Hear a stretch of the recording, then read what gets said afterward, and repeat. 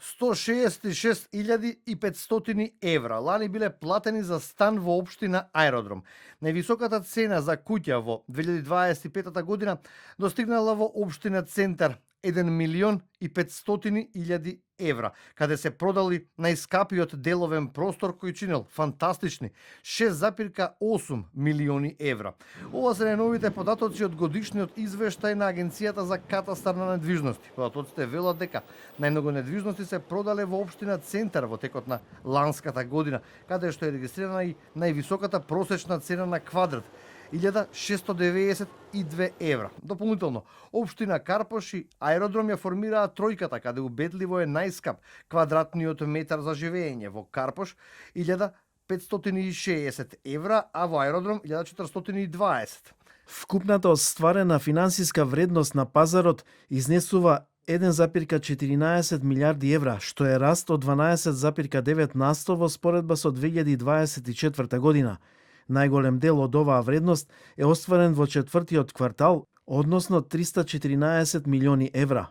Податоците на катастар велат дека пазарот на недвижности во 2025 година бележи значителна активност со вкупно 33.381 реализирана трансакција, што представува раст од 7,6% во споредба со 2024 година. Што се однесува до закупите, лани доминирале становите со 35% од недвижностите, а вкупната месечна закупнина има раст од 15% во споредба со претходната година. Закупот на деловни простори учествува со 34% на пазарот и бележи раст на вкупната месечна закупнина од 24% во споредба со претходната година. Од вкупниот обем на купопродажба во текот на ланската година доминираат становите со вкупен удел од 33%, а дури 48% е од вредноста на купопродажбата на недвижности. Се намалува бројот на продадени станови за 4%, но во исто време е зголемена вредноста на продадените станови од 11%, што се однесува до куќите.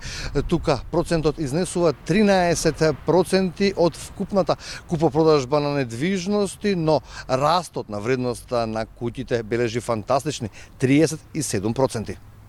Ново настаната кризна состојба со енергенсите според градежниот сектор ќе има влијание и врз цените на оваа дејност. Неколку години поред забележан е континуиран раст на цените на недвижностите, иако се споменува само стагнација, а не и простор за намалување на цените, тоа никогаш и не се случува. Сега градежниците велат дека новата криза може дополнително да ги зголеми цените на недвижностите со образложение дека и нивните трошоци се зголемуваат.